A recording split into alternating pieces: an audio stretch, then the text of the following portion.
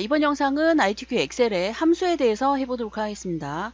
우리가 사용하는 툴은 지금 한셀 2020을 가지고 하고 있습니다. 연료라고 되어 있는 부분에 보시면 이거를 이제 지정을 한대요. 자, 연료는 관리 코드의 두 번째 글자가 그랬어요. 그러면 관리 코드의 두 번째라고 하는 거는 두 번째 글자를 중간에서 갖고 오는 거잖아요. 첫 번째나 마지막이 아니라. 자, 그래서 여기는 MID를 사용을 합니다. middle.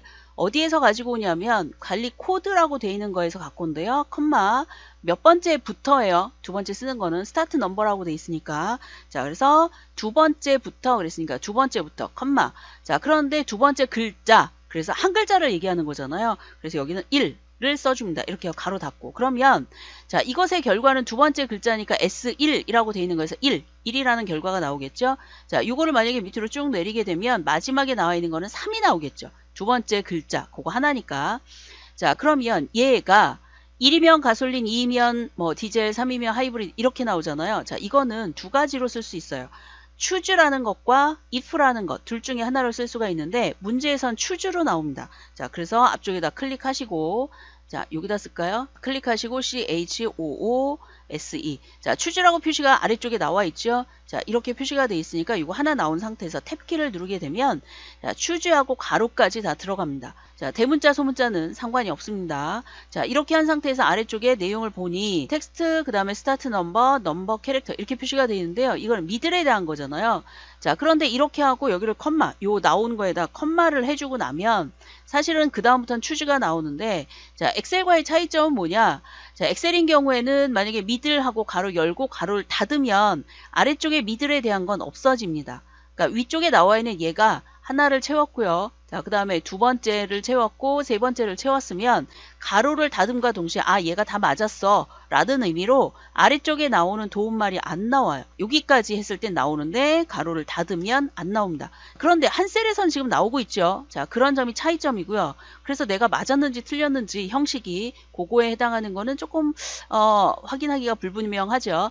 자, 그 다음에 이렇게 한 상태에서 이번엔 choose를 누르게 되면 choose에 대한 게 표시가 됩니다. 자, 그 다음에 이제 여기 지금 나와 있는 이 글자가 라는 뜻이기 때문에 여기에서 컴마를 뒤에서 눌러줍니다. 자, 컴마를 하고 나면 인덱스 넘버라고 되어 있는 게 다 끝났으니까 두 번째 value를 넣어라. 이렇게 표시가 된 거죠. 자, value라고 되어 있는 부분에서 자, 여기다가 1이면 가솔린으로 나오게 한다 그랬으니까 따옴표 안에 한글로 가솔린이라고 입력을 하고요. 따옴표.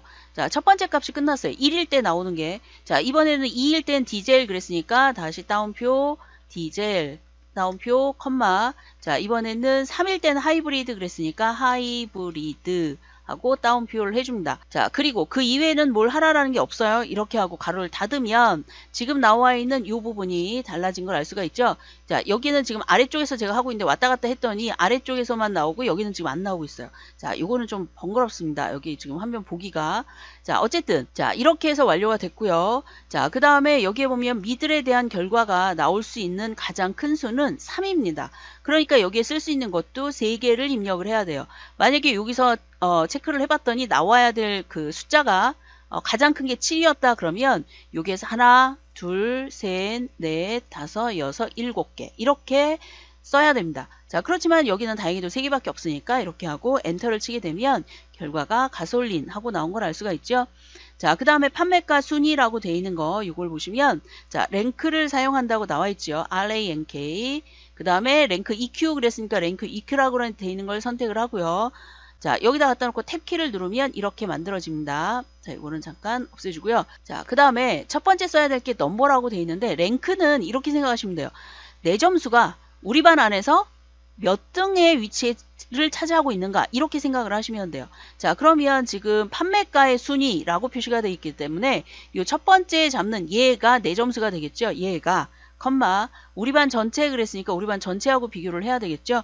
자, 그런데 여기를 잘 보시면 나 하나하고 우리 반 전체하고 비교를 하고 있잖아요. 그렇다는 얘기는 나중에 내려가서 여기서도 나 하나와 우리 반 전체라고 되어 있는 부분 중에 전체에 해당하는 이 부분은 변함이 없어야 되잖아요. 그죠? 비교 대상은. 자, 그래서 여기에 나와 있는 이 부분에 해당하는 거는 F4를 눌러서 절대값으로 만들어줘야 됩니다. 자, 그 다음에 컴마.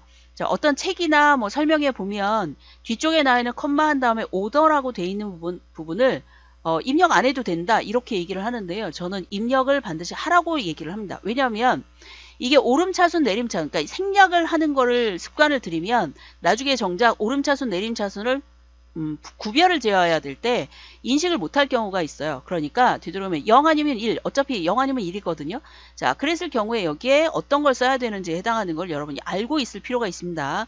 자, 그리고 엑셀에서는 여기다 컴마를 하는 순간에 여기에 써야 될 거 두 가지가 표시가 됩니다. 오름차순이냐 내림차순이냐. 그런데 여기는 그게 표시가 안 되고 있죠. 자, 그래서 이럴 때는 0, 가로를 닫고 엔터를 쳤을 때, 자, 지금 여기에 나오는 판매가에 해당하는 부분이, 자, 지금 보니까, 얘가 3등이 맞네요. 자, 그러니까 어떻게 됐어요? 내림차순으로 된 거잖아요. 자, 여러분 이렇게 돼 있는 거를, 내가 했는데 이걸 잘못했다. 그러면 1로 바꿔주시면 되죠. 이 부분을. 그래서 이 랭크라고 돼 있는 거에 뒤에 오더라고 돼 있는 부분은 둘 중에 하나만 옵니다. 0 아니면 1. 자, 그거를 유념하시고 0일 때와 1일 때 반드시 구분해서 사용하는 습관을 들이도록 하세요. 자, 이 두 가지는 범위를 지정을 한 다음에 한꺼번에 내려주면 되겠죠. 자, 이렇게 내려줬더니 어때요? 자, 선이 이렇게 나와 있죠. 자, 이 선은 반드시 옆에 있는 걸 클릭해서 서식 없이 채우기를 누르셔야 기존의 서식으로 그대로 갑니다.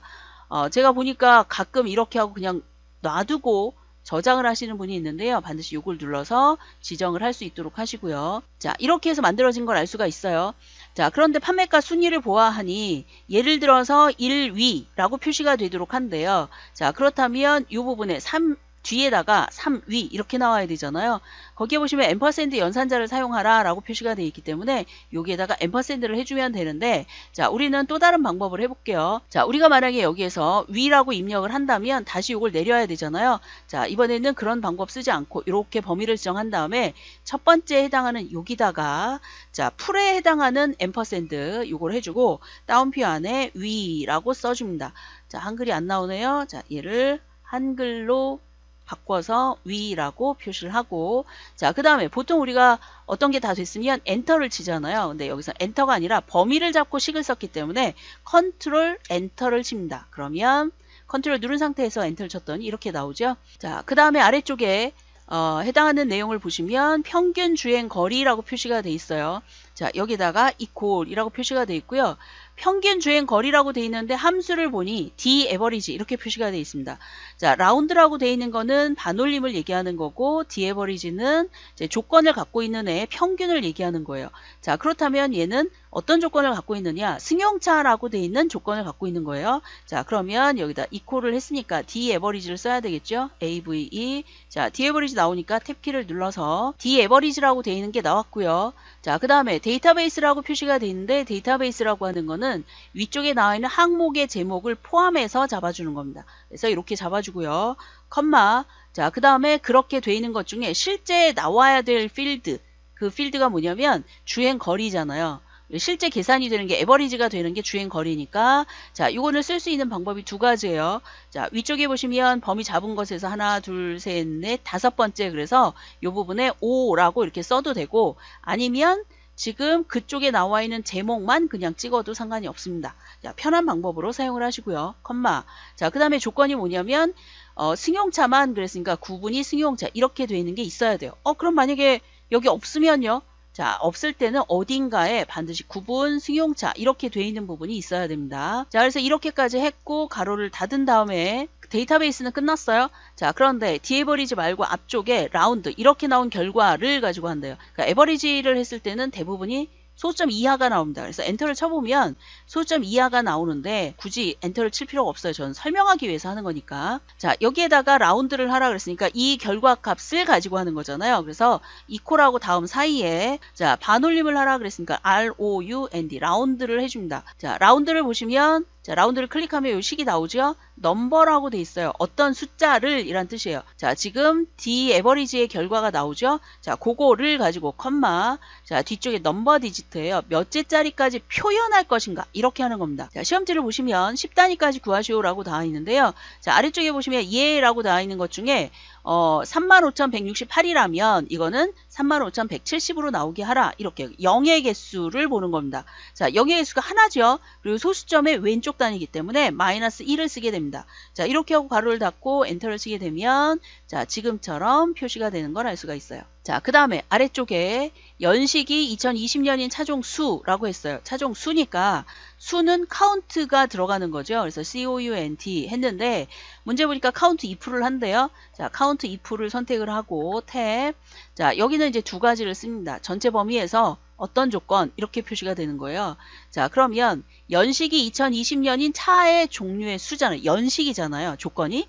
그러면 연식들 중에서 데이터들만 잡아줍니다. 연식들 중에서 컴마 내가 찾고자 하는 연식이 뭐예요? 2020년이잖아요. 그래서 따옴표 안에 2020 이렇게 써주면 됩니다. 자, 여기서 이제 조금 생각해야 될 게 뭐냐면 자, 따옴표하고 가로를 닫고 일단 엔터를 칠 거예요. 자, 엔터를 칠 건데 여기에 나와 있는 이 부분에서 내가 2020으로 썼는지 2020년으로 썼는지를 확인을 하는 겁니다. 그래서 만약에 2020년으로 썼다 그러면 여기를 클릭하시고 2020 자, 옆에다가 년이라고 되어 있는 걸 입력을 하시는 거예요. 그러면 3개로 표시가 되는 걸 알 수 있죠. 자, 그래서 여러분 이거를 할 때 처음부터 2020이라고 쓰고 뭐 셀서식을 위해서 년을 썼다라고 한다면 2020으로 나오겠죠. 그럴 때는 년을 굳이 쓸 필요가 없어요. 그런데 지금은 써 있잖아요. 2020년이라고. 자, 그래서 이렇게 사용을 하시면 되겠습니다. 5번 문제 봤더니 최저 주행 거리래요. 자, 여기는 이퀄을 하신 다음에 min이라는 걸 쓰게 되죠. 민이니까. 자, 그리고 그냥 값만 써주면 되는 거예요. 어떤 애들이냐면 주행 거리의 최저. 그러니까 여기서 주행 거리들만 잡아주면 돼요. 자, 이렇게 하고 가로 닫고 엔터 이렇게 쳐주면 이런 식으로 표시가 됩니다. 자, 이번에는 판매가라고 표시가 되어 있는데요. 자, 판매가라고 되어 있는 거 얘는 그 문제상에 보면 어떤 식이냐면 앞에 있는 얘를 선택을 하게 되면 자, 이 항목에서 선택된 그 판매가가 옆에 보여지게 한다는 뜻이에요. 이퀄을 한 다음에 자, 여기다가 vlookup을 쓰게 됩니다. vl 자, L까지만 썼더니 vlookup이 나오죠. 탭키 누르고요. 자, 그 다음 vlookup은 내가 찾고자 하는 값이 라고 되어 있는 걸 먼저 찍어줍니다. 컴마. 자, 그 다음에 관리 코드를 첫 번째 잡아주는 거예요. 그래서 어디까지 잡아요? 이거 생각할 필요 없어요. 그냥 끝까지 다 하셔도 상관이 없습니다. 자, 물론 데이터들만 잡아야 되겠죠.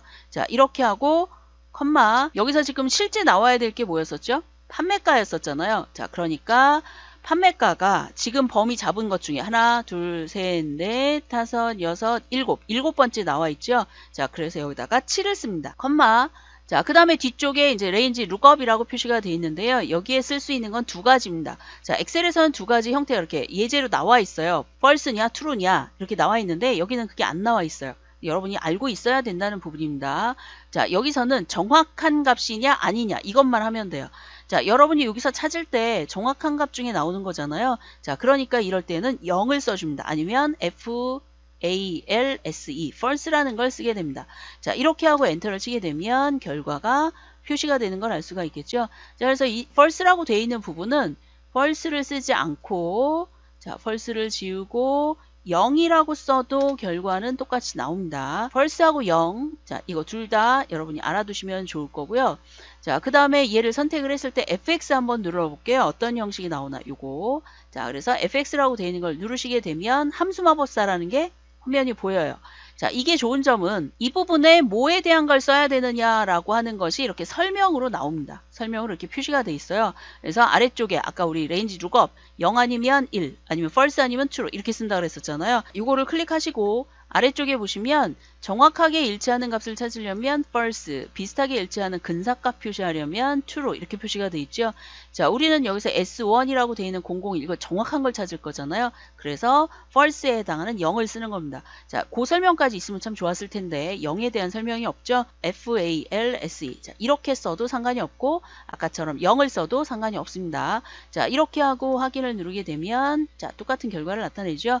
자, 이렇게 해서 여러분이 함수를 다 했는데요. 함수는 그냥 알고 있는 것보다 문제를 보고 그 문제를 잘 분석을 해서 함수를 어느 부분까지 적용을 시켜야 되느냐 이런 부분이 조금 더 도움이 됩니다. 그래서 문제 분석을 먼저 하시는 것이 좋습니다.